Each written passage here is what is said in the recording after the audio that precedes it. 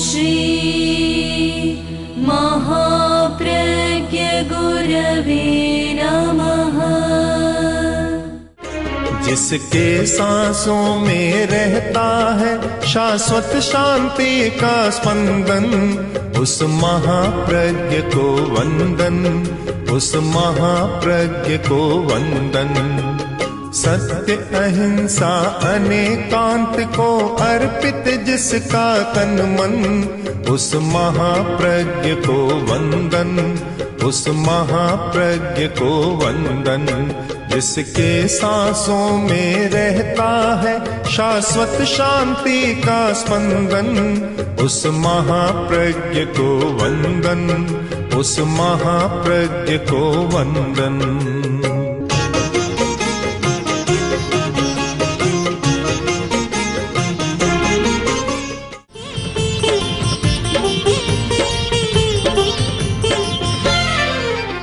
एक मनुष्य बहुत चपल है और एक चपल नहीं। एक व्यक्ति में नम्रता है, सहज विनम्रता है, और एक व्यक्ति में उद्दंडता है, उच्छृंखलता है।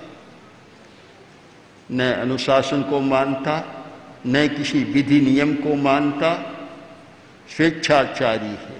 एक व्यक्ति को धर्म प्रिय लगता है, अच्छा लगता है। एक को उसका नाम भी अच्छा नहीं लगता, नाम से ही चमकता है, चौंकता है। एक व्यक्ति पाप से डरता है,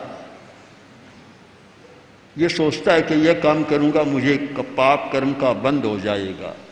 और एक व्यक्ति पाप को समझता ही नहीं, डरता ही नहीं, पाप क्या होता है।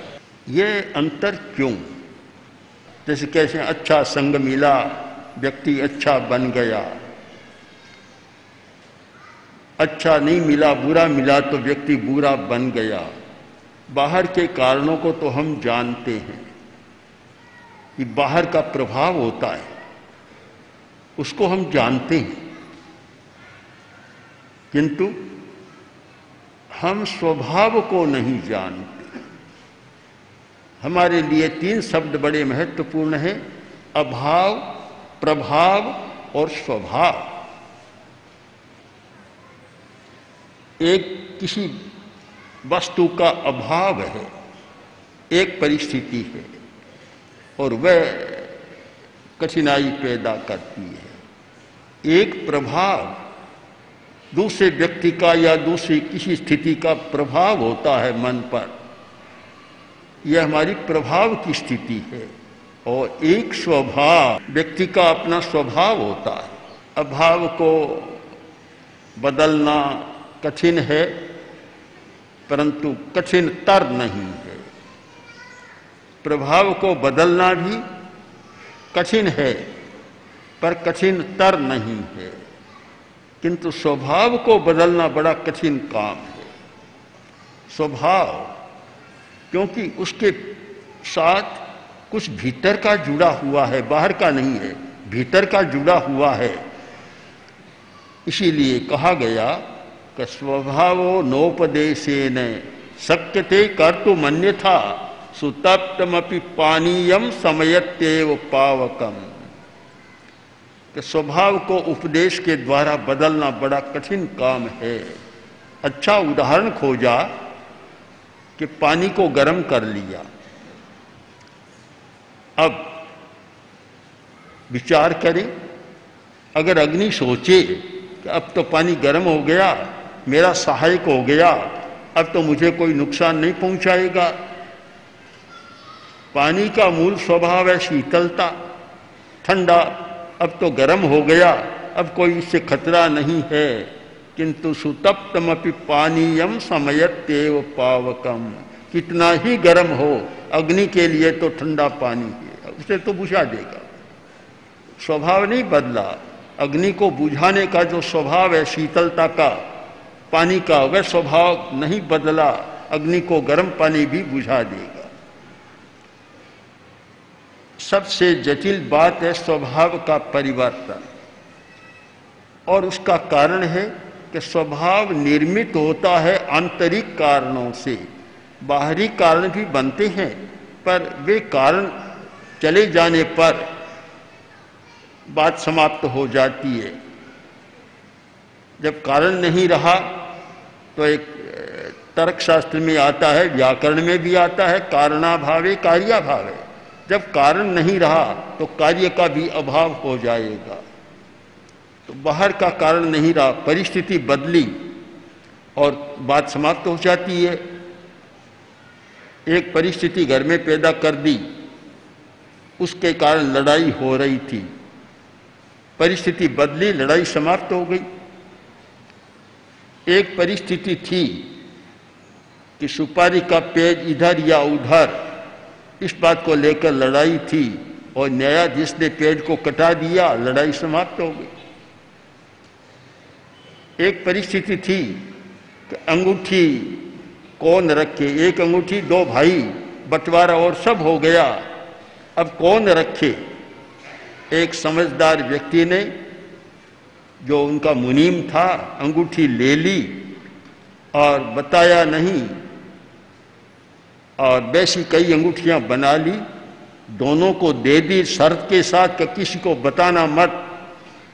लड़ाई समाप्त हो गई।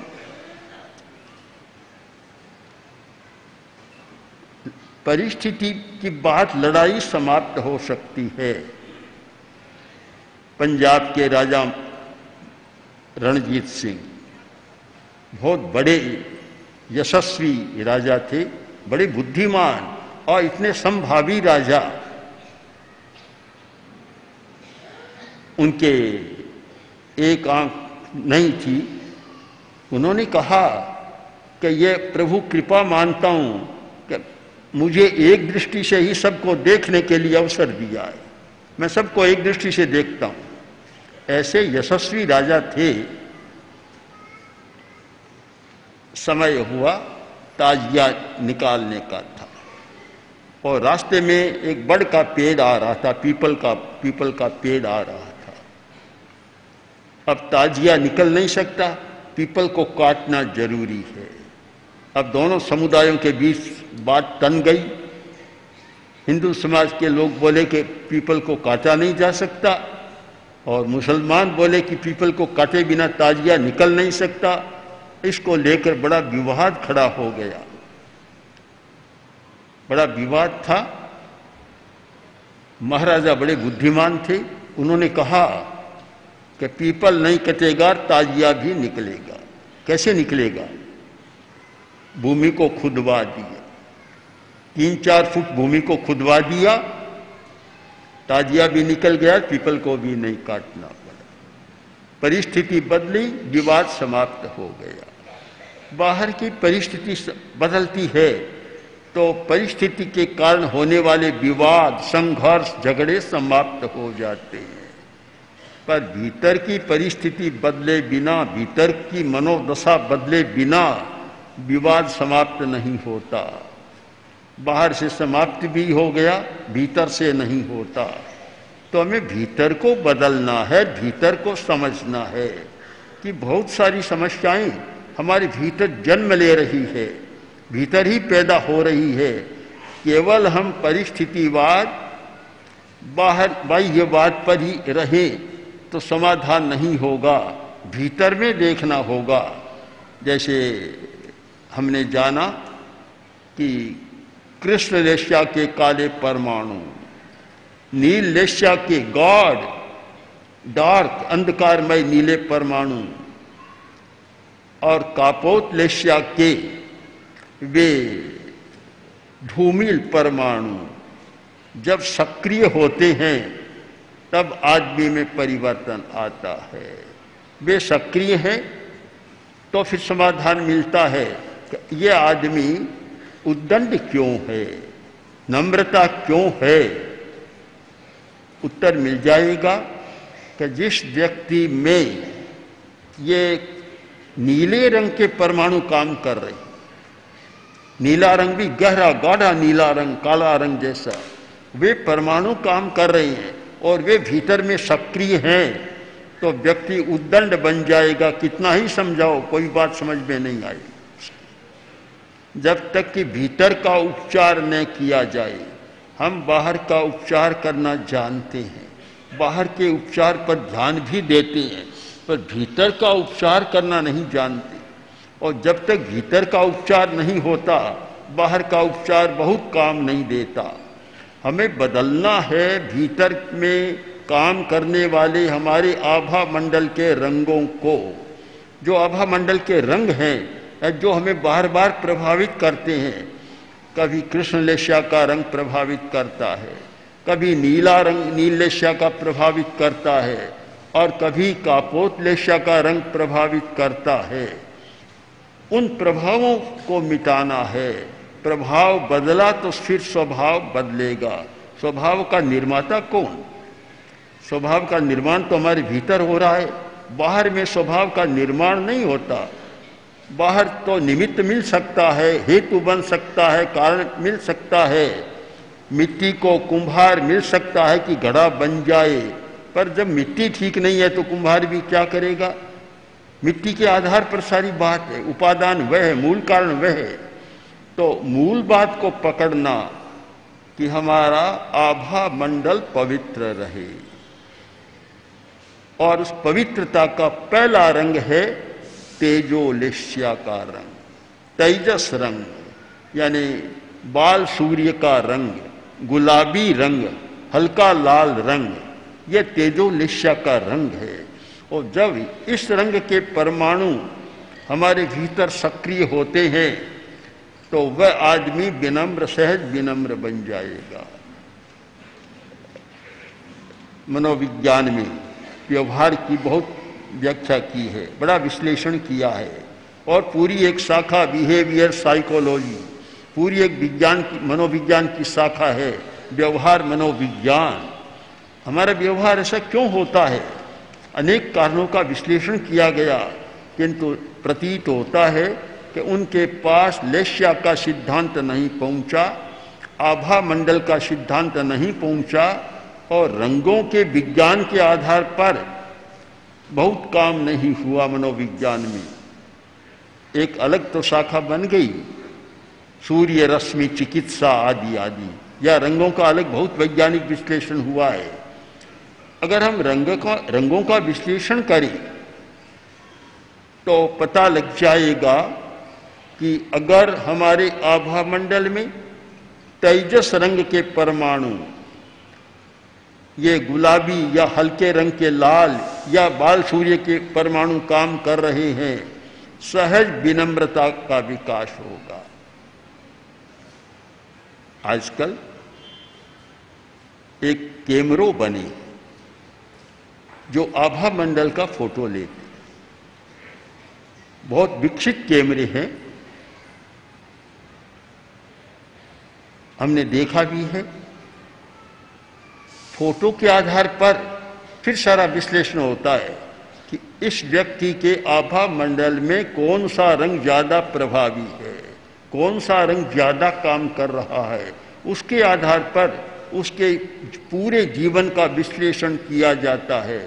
इस व्यक्ति में हिंसा की भावना रहेगी या कम रहेगी, इस व्यक्ति में लोभ लालच ज्यादा रहेगा या कम रहेगा, अहंकार ज्यादा होगा या कम होगा, और इस व्यक्ति का स्वास्थ्य अच्छा रहेगा या खराब होगा। ये सारा विश्लेषण उस आभा मंडल के फोटो के द्वारा किया जाता है।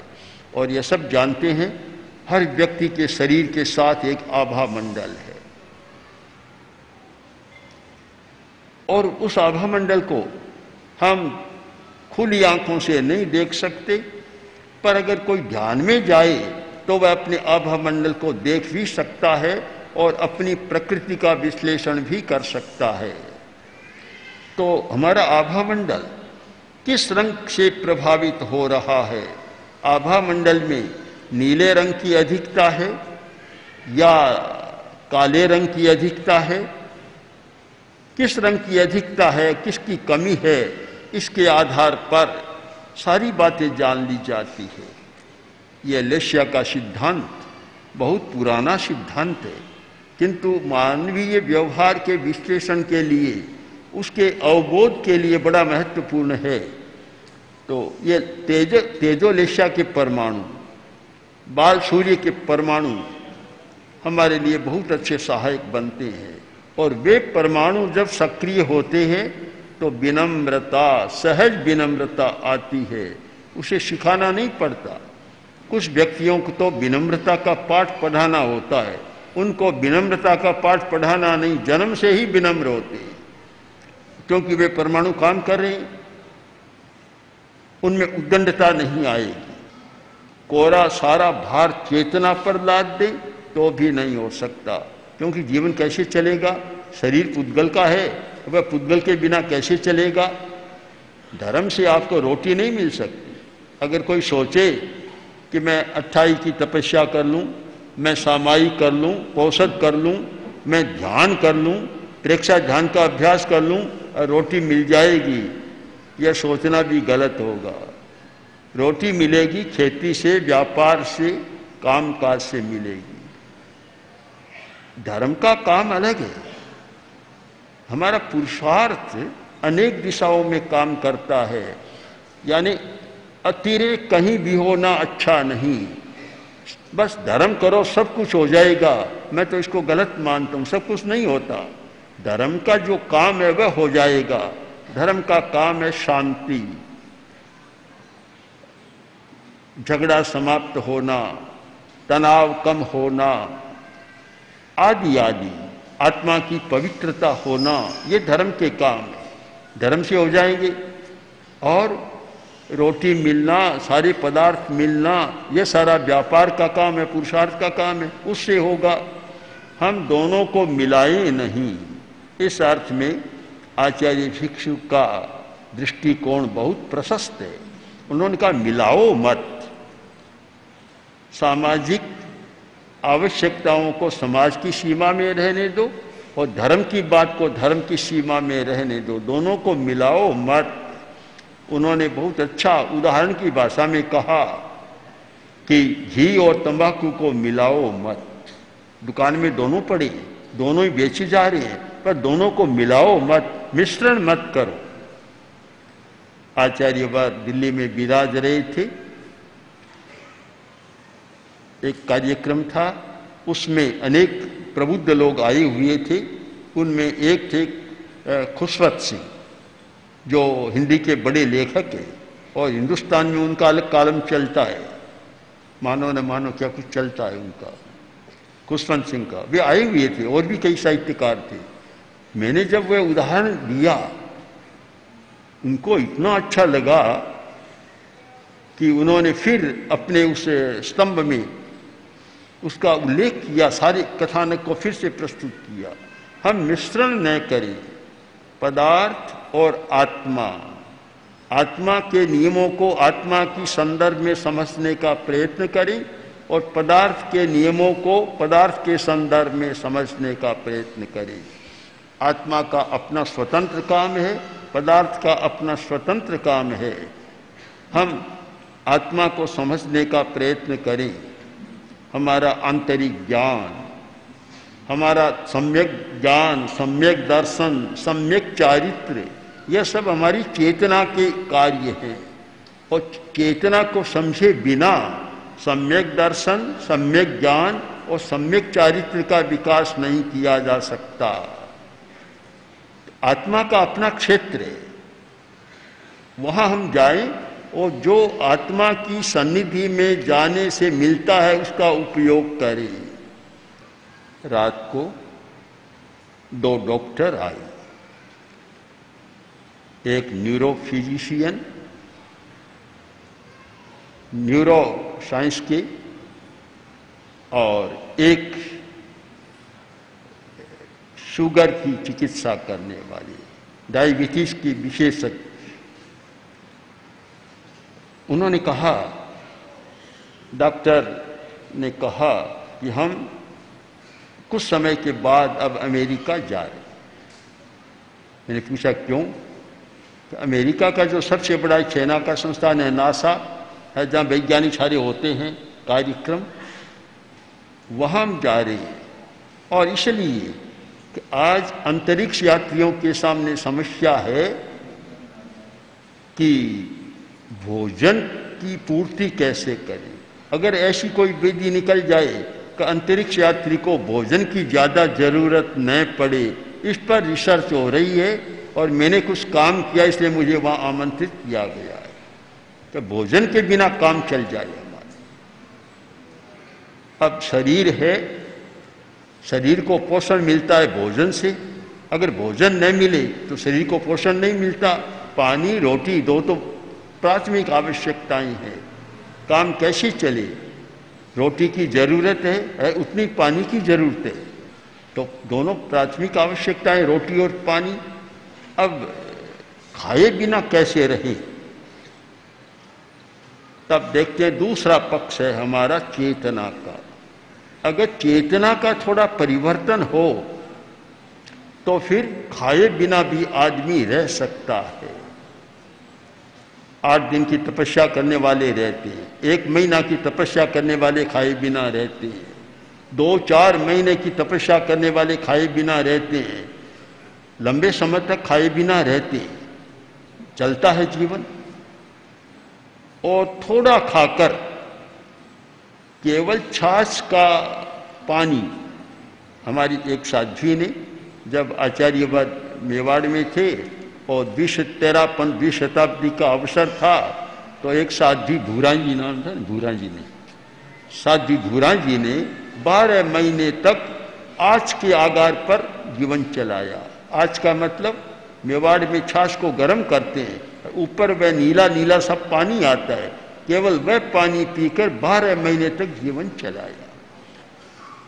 तो कैसे चलता है, एक खोज का विषय है। आज इस पर वैज्ञानिक अब खोज करने लगे हैं कि उपवास में, तपस्या में या कम खाकर जीवन कैसे चलता है। हमारे यहाँ विधियाँ तो थी। महर्षि पतंजलि ने ध्यान के कुछ प्रयोग बतलाए और आखिर लिखा कि क्षुत्तृषा विजय, ऐसा प्रयोग करने से भूख और प्यास पर विजय पाई जा सकती है। तो ऐसे प्रयोग हैं, उस पर संधान चल रहा है। तो तात्पर्य की भाषा में यह समझे कि हमें दोनों दिशाओं में ध्यान देना है, दोनों दिशाओं को समझना है। एक वह दिशा जो पुद्गल की दिशा है, एक वह चेतना की दिशा है। इन दोनों को समझने का प्रयत्न करें तो हम अपने जीवन को संतुलित बना सकते हैं और संतुलित जीवन ही समस्या का सबसे बड़ा समाधान है। ओम आर्य। ओम श्री महाप्रज्ञ गुरवे नमः। ओम श्री महाप्रज्ञ गुरवे नमः। ओम श्री महाप्रज्ञ गुरवे